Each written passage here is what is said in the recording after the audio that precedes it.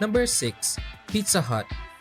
Noong 1958, dalawang college students lang ang may ideya na magtayo ng pizzeria.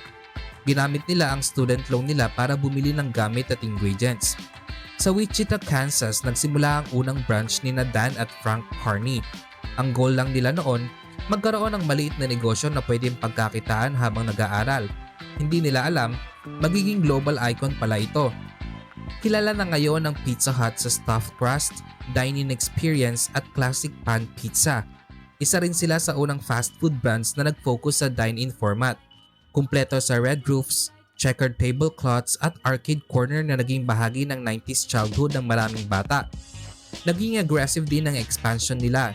Halos bawat bansa sa Asia, Europe at Latin America may Pizza Hut na.